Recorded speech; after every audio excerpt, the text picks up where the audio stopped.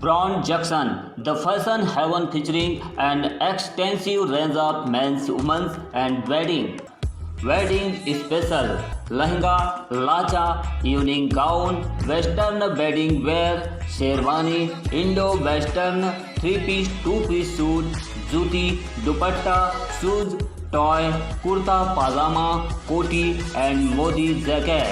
You are welcome Brown Junction, men's women's wedding, exclusive and luxury showroom near HDFC Bank, Gondia Road, Balaghat. Contact detail 9193559193 9424। बैंकों के निजीकरण के खिलाफ United forum of bank union की हड़ताल का असर, सोमवार और मंगलवार को बैंकों में बंद रहेगा कामकाज। पश्चिम लांजी के अंधियाटोला में वन विभाग की बड़ी कार्रवाई, सागौन के लट्ठे और चिरान को किया गया जब्त। 125 रनिंग मीटर वन भूमि को भी किया गया कब्जे से बेदखल। और पूर्व मंत्री गौरीशंकर बिसेन ने बजट में मिली उपलब्धियों पर पत्रकारों से की चर्चा। रेलवे ओवरब्रिज के निर्माण के लिए डीपीआर का कार्य हुआ प्रारंभ।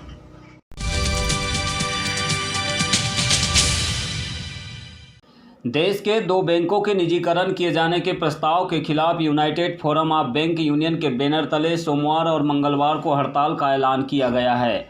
ऑल इंडिया एम्प्लॉयज एसोसिएशन का दावा है कि करीब 10 लाख बैंक के कर्मचारी हड़ताल का हिस्सा बनेंगे। भारतीय स्टेट बैंक, केनरा बैंक समेत कई सरकारी बैंकों ने अपने ग्राहकों को बताया है कि हड़ताल के दिन उनके ऑफिस और ब्रांच में कामकाज पर असर पड़ सकता है।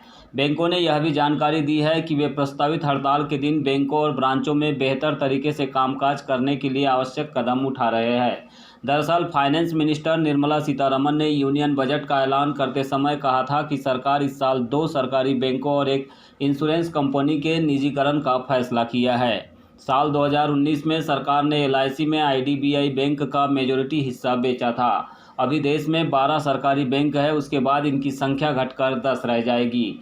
2 बैंकों का निजीकरण फिस्कल ईयर 2021-22 में किया जाएगा। इसी को लेकर United forum of bank union के बैनर तले 9 यूनियनों ने 15 और 16 मार्च को देश भर में हड़ताल करने की घोषणा की है।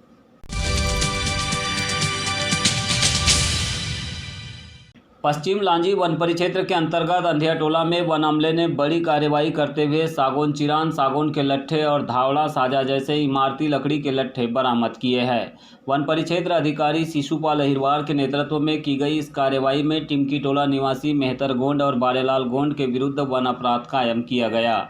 बताया गया कि आरोपियों के द्वारा परिक्षेत्र के अंतर्गत आने वाले कक्ष क्रमांक 279 में 130 रनिंग मीटर अतिक्रमण करने के अलावा तार की बाड़ी बनाई गई थी, जिसकी सूचना पर वन अमले ने मौके पर पहुंचकर कार्रवाई की, जिसमें इमारती लकड़ियों के लट्ठे और चिरान भी जब्त करने में सफलता मिली है।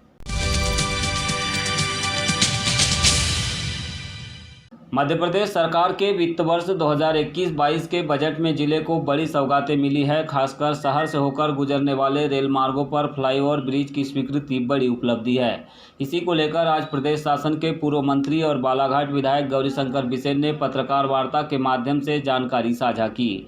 उन्होंने बताया कि बालाघाट गोंदिया मार्ग पर सरेखा रेलवे फाटक, बालाघाट नैनपुर मार्ग पर भटेरा रेलवे फाटक, वारासिवनी क्षेत्र के वारा रेल फाटक और बालाघाट गर्रा के मध्य रेल फाटक पर 4 ओवरब्रिज को स्वीकृति मिली है, जिनके डीपीआर की कार्यवाही प्रारंभ हो गई है।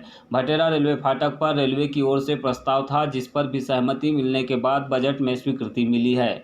जल्द ही इन ओवरब्रिजों के निर्माण का कार्य प्रारंभ होगा और जिले की जनता को रोजाना लगने वाले जाम से राहत मिलेगी।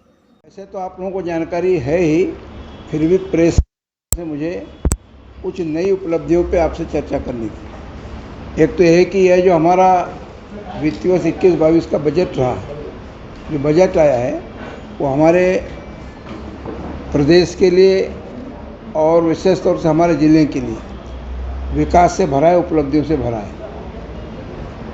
कई दिनों से बालाघाट के लोगों की मांग थी और आवश्यकता भी थी कि हमारे रेलवे ओवरब्रिज बने। हम लोग लंबे समय से प्रयासरत थे, लेकिन अब की बार हमें उसमें सफलता मिली और हमारे बजट में बालाघाट गोंदिया मार्ग की जो सरेखा रेलवे क्रॉसिंग का जो ब्रिज है, रेलवे ओवरब्रिज, उसको बजट में सम्मिलित किया गया और अभी तो प्रारंभिक तौर पर टोकन अमाउंट रखा जाता है, लेकिन उसका डीपीआर बनने की भी कार्रवाई परसों से प्रारंभ हो गई। पुनः डीपीआर तो एक बार तो बन के जा चुका था। इसी के साथ साथ जो बालाघाट से गर्रा की ओर जाने वाला रेलवे क्रॉसिंग है, उस पर भी रेलवे ओवरब्रिज हमारे इस वित्तीय वर्ष के बजट में सम्मिलित है। साथ ही साथ हमारा जो भटेरा रेलवे क्रॉसिंग है, वहाँ पर भी रेलवे ओवरब्रिज बनने का रेलवे के प्रस्ताव और हमारे द्वारा भेजे गए प्रस्ताव पर आम सहमति हुई है। यही नहीं, हमारे बालाघाट वारासूनी जो रोड है, उसमें वारा के पहले रेलवे क्रॉसिंग पर भी एक रेलवे ओवरब्रिज बनना है। इस तरह से 4 रेलवे ओवरब्रिज की बड़ी सौगात हमारे बालाघाट जिले को मिली है। और हमने जैसे ही 2 दिवस सत्र होने के बाद वापस हम आए और विभाग की मांग पर चर्चा पूर्ण हुई, कटौती प्रस्ताव निरस्त हुए और विभाग की मांगों पर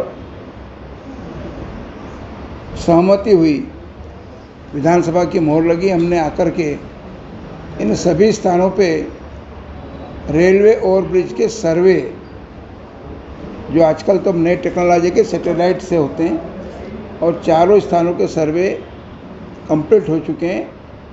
अब उनकी कास्ट और अन्य जो भूमि अधिग्रहण वगैरह की जो डीपीआर डिटेल जो बनेगी, वो बहुत जल्दी हमारे सामने आ जाएगी।